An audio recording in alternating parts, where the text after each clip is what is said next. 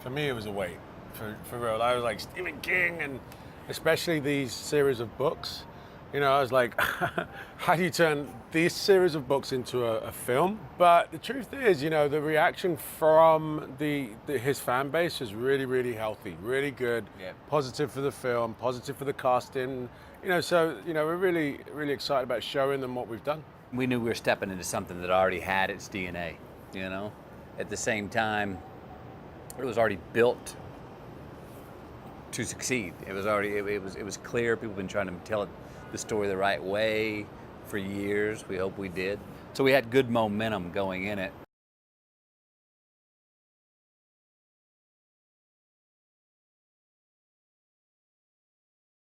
My guy's a yes guy, as any good devil is, you know.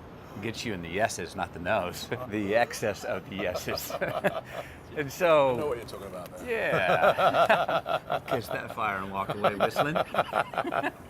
So, I mean, but did I approach me if I'm the villain, which I definitely am? Walter believes he's enlightening people, you know? So, is he doing that in an evil way? Sure.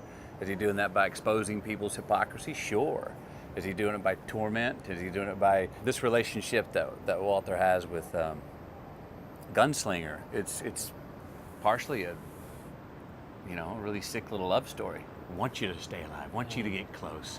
Want you to still fight back, but not too don't get fully reloaded. Yeah. You know what I mean? Yeah. So yeah, for me, I mean, that's how I approach that. Yeah, I think when you have characters that are this rich, that have so much for you to like lean back into, you just have to approach whatever your approach is, but with honesty, integrity, and decipher what's going to make this character live on screen.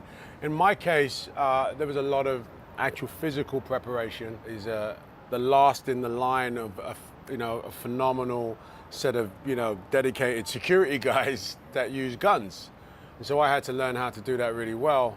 But at the same time, my character is equally as tormented and has so much history as the man in black. We share a history.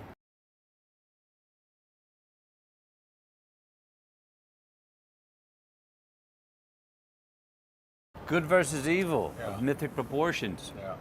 He's been chasing me across the desert for hundreds of centuries, if not thousands of years. There's a tower that is like the vortex of the universe. He wants to fight to keep it up, because if it falls apart, all hell breaks loose. Yeah. I'm working to bring it down. What brings it down? Purity, almost innocence, which brings in our youth and our child who has the shine. That sort of pure concentration is what can bring the tower down, which is what I want to do, because I want the chaos.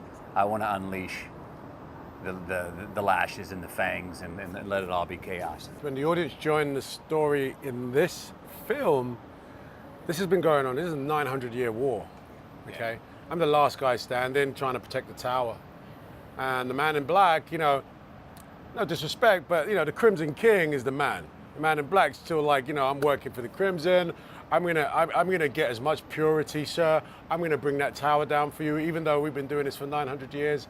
And he finds one kid whose purity is so good, so strong, he makes a beeline for him. And that kid makes a beeline for my character.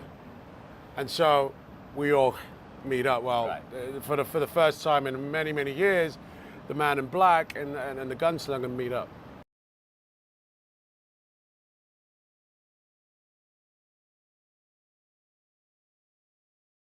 There was a lot of sort of, muscle memory training to try and make it look as fluid as possible.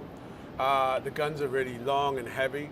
And so, I really did have to do a little bit of sort of training. Six-shooter is a sport, and how quickly you can reload them. There are guys that do this really quickly. And that was the basis of my training in the beginning.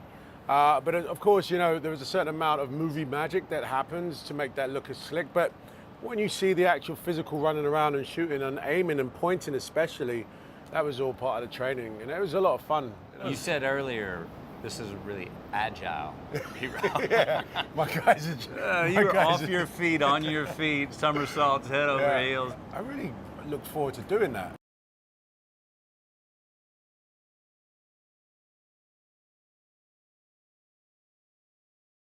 The toughest training for me was, it really took a long time. I hope I pulled it off, as the shape shifting, like being here and showing up in another place. All right. Still working on that. No, look, I didn't. My role was very different than Idris's. The Man in Black barely ever breaks a sweat. It's all, the way I put it, was all with ease. And the only time that I was ever really in the ring was when we come together at the end. When does the Man in Black really break a sweat? It's at the end when there's the ultimate confrontation. But for that, I'm dancing between the raindrops, having fun, just picking off things along the way with a grin and a kiss.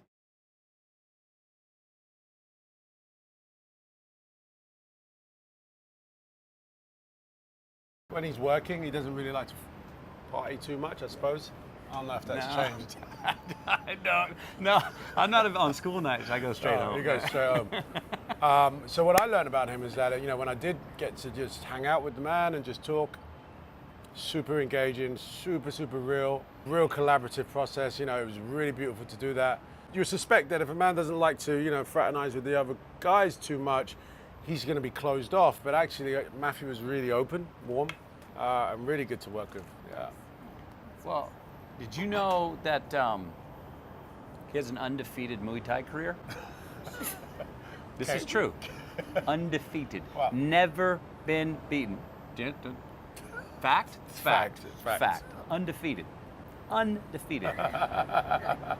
Set me up now. That's it. It's a period right on the end of that, right? I'm going to be on the second. I'm going to be on the card for the McGregor second fight. They're going to be calling.